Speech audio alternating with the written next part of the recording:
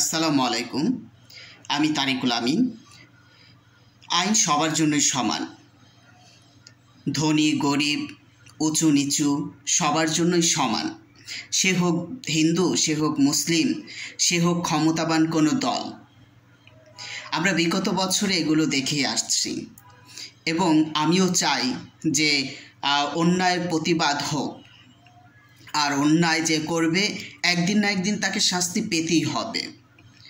আমি আমার কথা বলছি। আমি একজন সংস্কৃতি কর্মী। আমি ছোটবেলা থেকে অভিনয় করি, তাই এরকম সংঘাত আন্দোলন এগুলো আমার খুব একটা ভালো লাগে না। আমি চাই শান্তি। আর আমাকে যারা বকা দিচ্ছেন আওয়ামী লীগ বলে, এই যে আপনাদের ট্যাগ দেওয়াটা, এইটা খুবই খারাপ। আওয়ামী লীগরা যখন ছিল তখন আপনি যদি তাদের বিপক্ষে কথা বলতেন তাহলে বলতো রাজাকার বা হচ্ছে শিবির বা হচ্ছে বিএনপি। এখন একটি নতুন পৃথিবী আমরা দেখতে যাচ্ছি, নতুন একটি বাংলাদেশ দেখতে যাচ্ছি। সেখানে আমরা মত প্রকাশ করতে গিয়েও আমাদেরকে শুনতে হচ্ছে দালাল, হাসিনার দালাল।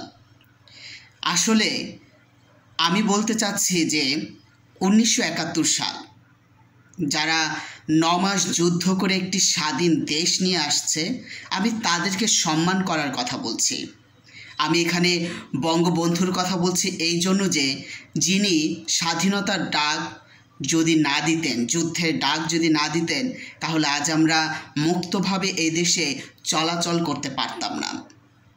আমি ছোটবেলা থেকেই রাজনীতিকে ঘৃণা করি। আমার রাজনীতি ভালো লাগে না। এটা আমার কাছের বন্ধুবান্ধবরা হয়তো বা জানেন। আমি যেমন জিয়াকে খুব সম্মান করি, ভালোবাসি বঙ্গবন্ধুকে। আমি আমার লেখার মধ্যে ডাক টিকেটের ইতিহাসে আমি জিয়াকেও নিয়ে লিখেছি, আমি বঙ্গবন্ধুকে নিয়ে লিখেছি এবং যারা শহীদ হয়েছিলেন তাদেরকে নিয়েও লিখেছি। কিন্তু দুঃখের বিষয় হচ্ছে এই লেখাটা দেওয়ার সাহস বা হচ্ছে দেওয়ার পরেও কেটে দিয়েছেন অনেক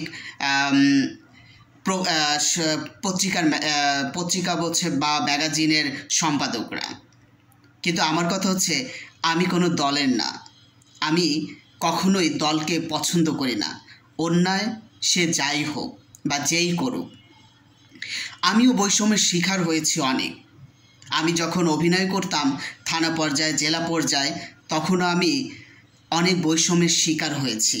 এবং টেলিভিশনে বিটিভিতে যখন আমি আবেদনপত্র জমা দিতে যাই তখনও আমি অনেক লাঞ্ছিত হয়েছি। এবং কি আমি টাকা চাই, মানে হচ্ছে আমাকে একটা অভিনেতা হিসাবে তাদের দলীয়করণ করা হবে, সেখানে আমার কাছে টাকাও চেয়েছে হলো, বাট আমি কিন্তু সেখানে রাজি হইনি। তাই আমি চাই পুরো একটা সমাজ কাঠামোকে সুন্দরভাবে গড়ে তুলতে। আমিও চাই সুন্দর একটি সমাজ দেখতে। আমি চাই আমাদের মতো যারা অভিনয় শিল্পী তারা যেন তাদের প্রাপ্যটা বুঝে পায়। যে সরকার পতন হয়েছে তার ভুল ত্রুটি অনেক আছে, যেমন তিনি ভালো কাজও করেছেন সেটা আমাদেরকে স্বীকার করতে হবে, তেমনি তিনি যা যা খারাপ করেছেন সেটাও আমাদেরকে মেনে নিয়ে তাকে শাস্তি দিতে হবে। আমি বলতে চাই যে কখনোই কোনো কিছু স্থায়ী না, সব কিছুই একদিন না ধ্বংস হয়ে যায়। তারা যে 15টা বছর থেকেছে একটি দেশের রাষ্ট্রনায়ক হিসাবে, এটাই তাদের সবচেয়ে বড় ভুল। তারা অন্যান্য দলকে সুযোগ দেওয়া উচিত ছিল, কিন্তু তারা দেয়নি। তারা একচ্ছত্র অধিপতি হিসাবে ধরে নিয়েছে।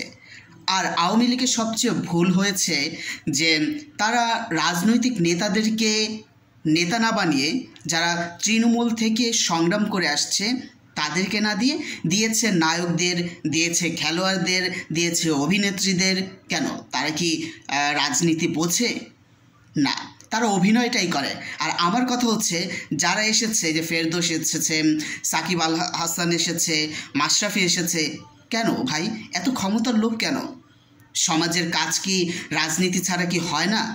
রাজনীতি ছাড়াও সমাজের উন্নয়নমূলক কাজ করা যায় যদি আত্মবিশ্বাস এবং নিজের ভিতর যদি সেই মনোভাবটা থাকে। রাজনীতিতে এসে এইভাবে অপমান অপদস্থ হওয়ার কী দরকার ছিল? তার মানে আমার কথা হচ্ছে, আপনি ক্ষমতার লোভে এসেছেন, আপনি সমাজ সেবা করতে আসেননি। এই যে এত এত টাকা দিয়ে যে আপনি ক্ষমতায় এসেছেন, আপনারা আজ কি হলো? দেশ ত্যাগ করতে হলো। তাই আমি বলবো, আমাদের সংস্কৃতি কর্মীদেরকে সুন্দর একটি সমাজ উপহার দেন, আমরা যেন আমাদের প্রাপ্য অধিকারগুলো ফিরে পাই। আমরা যে দলেই থাকি, নাট্য দলেই থাকি, আমরা যেন একটা মাসিক ভাতা সব সময় পাই। আমি চাই নতুনভাবে এই তত্ত্বাবধায়ক সরকার উপদেষ্টা ডক্টর মোহাম্মদ ইউনূস স্যারকে আমি বলবো যে আমাদের এই সমাজ, আমাদের সংবিধানটা পচে গিয়েছে, এই সংবিধানটাকেই আপনার পুনরুত্থাপন করতে হবে। তাই আমি বলবো, নতুনভাবে একটি সমাজ আমি চাই। কিন্তু আমাকে কেউ আওয়ামী লীগপন্থী বলে বকা দিবেন না। আমি বঙ্গবন্ধুকে ভালোবাসি, বঙ্গবন্ধুর জীবনীকে ভালোবাসি, যত মানুষ যুদ্ধে মারা গেছেন তাদেরকে ভালোবাসি, আমি অকৃতজ্ঞ নই। তাই আমি বলবো, বঙ্গবন্ধুর 15ই আগস্টকে বাতিল করা একটু বেশি হয়ে গেছে। বৈষম্য, আমরা যেই বৈষম্যের জন্য আজ আন্দোলন করেছি, সেই বৈষম্যটাই সৃষ্টি হলো। সবারই যেহেতু মত প্রকাশের স্বাধীনতা আছে, সেহেতু বঙ্গবন্ধু এই দেশের জন্য অনেক কিছুই করেছেন, তাই তাকে সম্মান করা আমাদের সবার উচিত।